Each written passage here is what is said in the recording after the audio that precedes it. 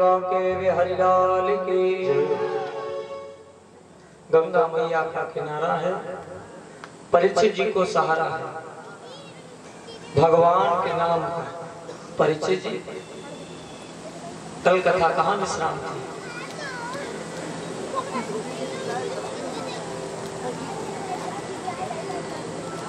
हमारे परीक्षित जी में एक विशेषता है, हालांकि कथा तो हमने बहुत सुनाई, लेकिन परीक्षित जी हमें पहली बार ऐसे मिले जो परमानेंट मुस्कुराते रहते हैं। ये जीवन का सबसे सुंदर अच्छा लगता है। इन्हें दुनियादारी से मतलब आज मुस्कुराते रहते हैं, तो सामने वाला व्यक्ति अपने आप मुस्कुराने लगे। कल कथा विश्राम हुई थी, प्रभु की माखन चोरी लीला को सुने, यहीं तक कथा विराम हुई।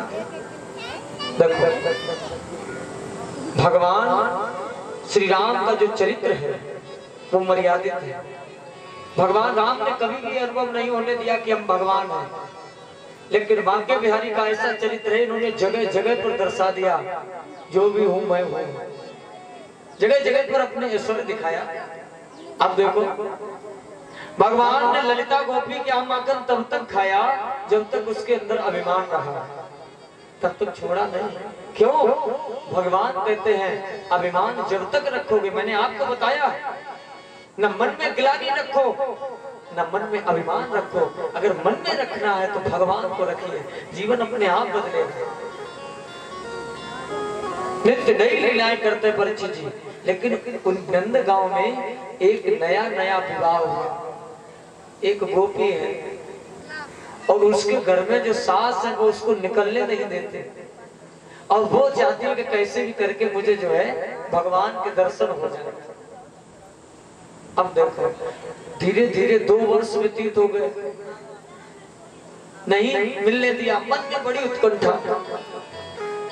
आज उसने मन में एक प्लान बनाया। उसने कहा माता जी से, माँ एक काम करो, आज सुबह सुबह 4 बजे जो है गोबर जो होता है गाय का वो डालने चले जाए और गाय को चारा कराए। माता जी ने कहा ठीक है, सीधे रास्ते जाना और सीधे ही आना। कहा ठीक है। अब वो नई बहू जो परीक्षित जी थी वो चली, उसने गाय का गोबर का तसला जो था भरा। अब इंतजार करने लगी प्रभु आएंगे।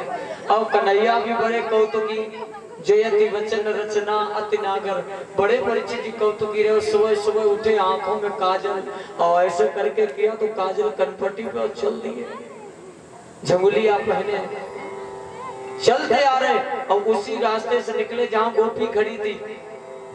गोपी ने देखा, कहा कन्हैया ये मुझे उठवा दो। कन्हैया ने कहा ये बताओ, हमसे पूछ के तुमने इतना भरा था, हम क्यों उठवाएं? का कोई बात नहीं, हमें भरोसा था कि तुम आओगे और तुम जरूर मेरा बोझ उठाओगे। देखो कितनी सुंदर बात है। आज का दृष्टिकोण, गोपी कह रही है मुझे भरोसा था कन्हैया तू मेरा बोझ उठाएगा। आजकल भी ये दशा हमारे ऊपर निर्भर है। जैसे हम आप कोई बोरी वगैरह जब उठवाते हैं तो दूसरा उठवाता है, और अगर 80 किलो की बोरी सर पर रख दी जाए तो हम आप थोड़ी दूर चलोगे तो डालनी पड़ती है, वजन ज्यादा होता है। फिर करते क्या हो, जिसने उठवाई है फिर उससे कहते उठवाओ। और कितना बढ़िया संकेत है। यही तो हमें आपको करना है। जीवन में जितना बोझ है, यहाँ आयो बगलेश्वर बाबा को सौंपो।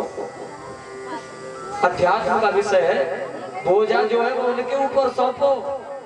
फिर आप देखो दुनिया में कोई चिंता करने की जरूरत नहीं है, वो खुद तुम्हारा बोझ उठवाएंगे।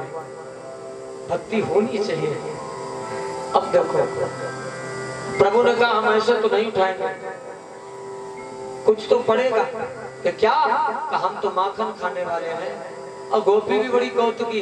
गोपी ने कहा तो ठीक है, तुम हमको एक तसला उठवाओ और हम तुमको एक ताजा ताजा माखन का लोना देंगे। ठीक है। अब गोपी ने उठवा लिया, चल दियो तब, और जैसे फेंक करके आई दूसरा। कन्हैया ने कहा देखो तुमने एक की बात की थी, एक बार उठवा दिया तो एक ही लोना मिलेगा। गोपी कहने लगी एक नहीं तुम जितनी बार उठवाओगे उतने लोने देंगे। और परीक्षित जी अब गोपी ने देखो दर्शन के लिए, और गोपी बार बार उठवाए, अब कन्हैया उठवाते जाए। धीरे धीरे 10-15 बार जब हो गया तो महाराज श्री कहते गोपी को एक युक्ति सूझी, प्रभु इतना सुंदर रूप, और गोपी इतने दिन से प्रतीक्षा कर रही का किसी तरीके से कन्हैया को छूके तो देखे। प्रसाद ले लो दादा, प्रसाद ले लो, प्रसाद ले लो।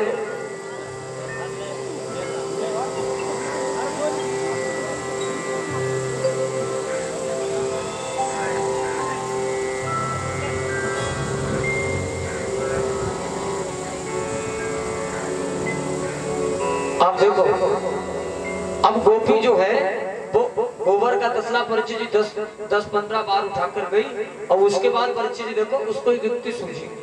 उसने कहा किसी तरीके से इनको स्पर्श किया जाए। अब बाद में आई, उसने कहा कन्हैया हम भी बना पढ़े लिखे और तुम भी बिना पढ़े लिखे, ये बताओ तसला कितने में? कन्हैया ने कहा हमें क्या मालूम कितने में, तुम लेंगे का ये तो बड़ी गड़बड़ हो जाएगी। कब फिर का अब की बार एक युक्ति करते हैं, क्या कि अब की बार हम जितनी बार ले जाएंगे एक छोटा सा गोबर का लेकर और तुम्हारे कनपट्टी पे लगा देंगे, जितनी बार ले जाएंगे उतनी बार पता चल जाएगा। हाँ प्रभु भाग ऐसे बात डाल सकते हैं। प्रभु ने कहा ठीक है। अब आप देखो, परीक्षित जी जितनी बार गोपी जाए उतनी बार प्रभु को लगा जाए। प्रेम के कारण, भक्ति के कारण प्रभु अपने गालों पर जो है गोबर का चिन्ह लग रहा है, पूरा मुंह चित्रहार जैसा बन गया। गोपी ने दर्शन किए, गोपी घर गए। इधर प्रभु पहुंचे घर, यशोदा मैया ने देखा क्या हुआ। हाँ मैया क्या बताएं, गोपी बड़ा परेशान करती। कोई बात नहीं, एकदम से मुख धुल दिया। अब प्रभु फिर मित्रों के साथ में माखन चोरी करने लगे, कभी किसी के घर कभी किसी के घर। धीरे धीरे समय व्यतीत होने लगा। सुखदेव जी कहते हैं राजन परीक्षित, एक दिन प्रभु ने अपनी मैया से कहा माँ हम गाय चराने जाएंगे। मैया ने कहा इतने नौकर चाकर हैं, तुम्हें गाय चराने की क्या जरूरत? कहा नहीं भैया हम गाय चराने जाएंगे। कहा तो ठीक है। मित्रों से जो ग्वाल वाल थे, मैया ने उनसे कहा इनका ख्याल रखना। अरे भैया हम सब कुछ देखते रहेंगे, पूरा ख्याल रखेंगे। समझो जो दुनिया का ख्याल रखता है उनका ख्याल ग्वाल वाल रखेंगे। आज भगवान पहली बार गाय चराने गए, और इतना परीक्षित जी आनंदित होकर जाते, बंसी को बजाते, गाय भी एकत्र हो जाती, ग्वाल वाल भी एकत्र हो जाते, गाय चराते और गाय चराकर वापस आते। जब वापस आते तो सभी लोग बड़ा आनंदित होते। ग्वाल वाल कहते मैया हम तुम्हारे लाला को ले आए। कोई बात नहीं, धीरे धीरे समय कटने लगा। परीक्षित जी एक दिन शाम के समय प्रभु गाय को चराकर जब आ रहे तो बाबा कहते हैं कि जब गाय को चराकर आ रहे थे तो एक गाय ने यमुना मैया का जल पिया, और जल